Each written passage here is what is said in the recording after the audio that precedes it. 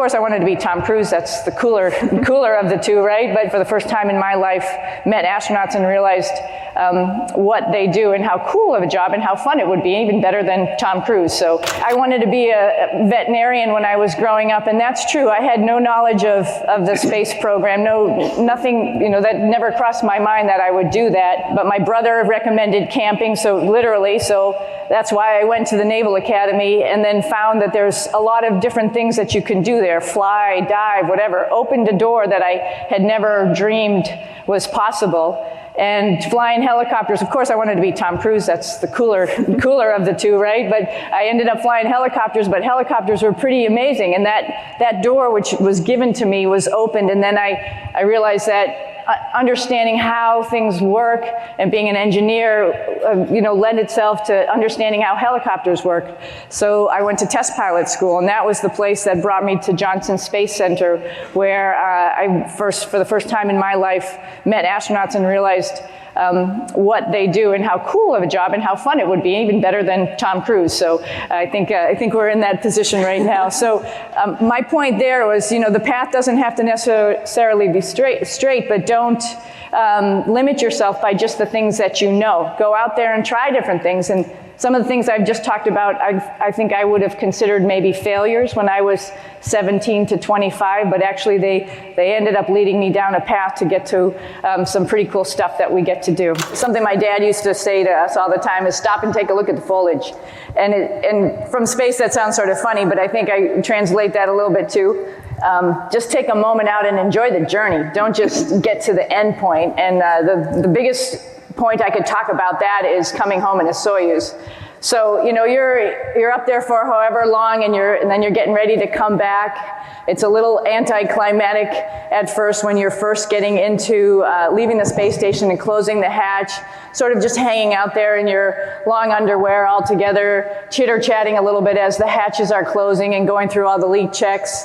And then you're like, okay, something exciting is going to come up, so I'm just going to go sit in my seat for a little while, and you're going to undock from the space station and start to move away. Okay, we did that, and now something that we never trained for in the simulator is sitting there for a whole orbit, and you're sitting there all squished up, and you're going, oh my God, when is this ever going to end?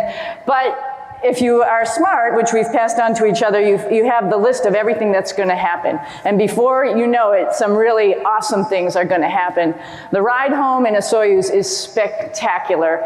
You're so close to the window. If you're sitting on the right seat, your face is this far from the window. If you're in the left seat, your face is this far from the window. The commander is nicely safe tucked in the middle.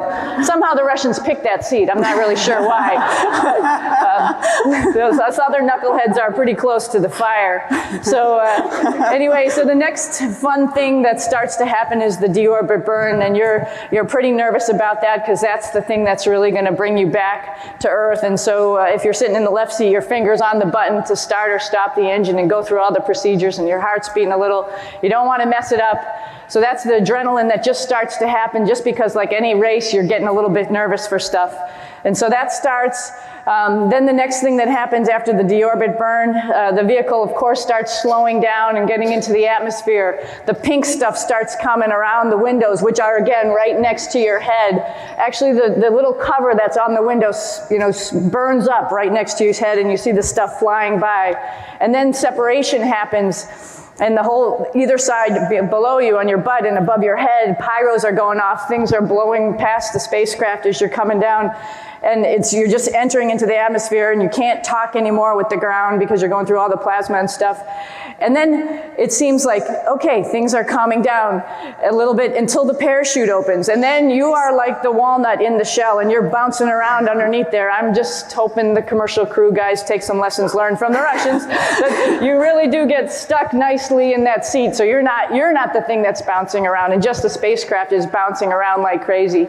And then finally that starts to settle out a little bit, and you're just floating down, waiting till you get down to the ground. And I thought I would outsmart everybody and go, you know what, I am not going to wait for that little landing light. I'm going to know when we're going to land exactly, because the pressure will say 7 60, which I think Sergey actually called down to us because you were the chief of GCTC at the time and warned us what the pressure would be at the landing site. I'm like, I'm going to wait till that pressure says it, then I'll know. Well, I forgot sensors lag, you know? So all of a sudden that light comes on, I'm not really worried about it, and I'm not really ready. And the thing, you know, you have to worry about with landing is keep the elbows in, get the tongue out of the teeth. Those are the primary things. And bam, you know, 20G dropped to the ground, bounce around for a little while. And I said, oh, darn it, they were right. I was wrong. But I think with all of my replay of the entry, my point being is really, don't just pray to hit the ground. Enjoy the whole ride. Enjoy the training to get there. Enjoy the time you're up in space.